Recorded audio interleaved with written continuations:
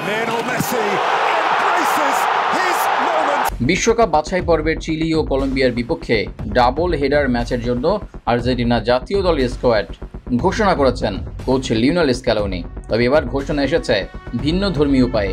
বাহিয়া ব্লাঙ্কার সাম্প্রতিক প্রাকৃতিক দুর্যোগে ক্ষতিগ্রস্ত বাসিন্দাদের অংশগ্রহণে নির্মিত একটি বিশেষ ভিডিওর মাধ্যমে।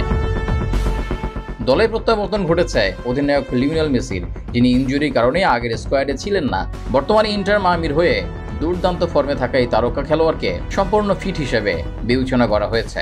আর্জেন্টিনা আগামী 6 জুন সান্তিয়াগো দে চিলিতে চিলির বিপক্ষে মুখোমুখি হবে। ম্যাচটি অনুষ্ঠিত হবে বাংলাদেশ সময় সকাল 7টায় এবং 11 জুন মনুমেন্টাল স্টেডিয়ামে কলম্বিয়ার বিপক্ষে দ্বিতীয় ও শেষ ম্যাচে মুখোমুখি হবে। ম্যাচটি অনুষ্ঠিত হবে বাংলাদেশ সময় সকাল 6টায়। এবারের স্কোয়াডে এসেছে বেশ কিছু চমক ও পরিবর্তন। উল্লেখযোগ্য হলো বেলগ্রানোর তরুণ ডিফেন্ডার মারিয়ানো ত্রৈলো এবং রিভার প্লেটের উদীয়মান মিডফিল্ডার ফ্রাঙ্কো মাস্তানতুনহোর অন্তর্ভুক্তি।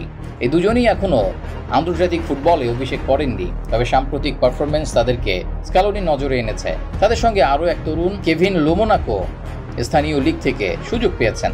একই সঙ্গে ইউরোপ ভিত্তিক মিডফিল্ডার এনজো ব্যারেঞ্চিয়া আবারও স্কোয়াডে ফিরেছেন, যদিও তার এখনও অভিষেক হয়নি।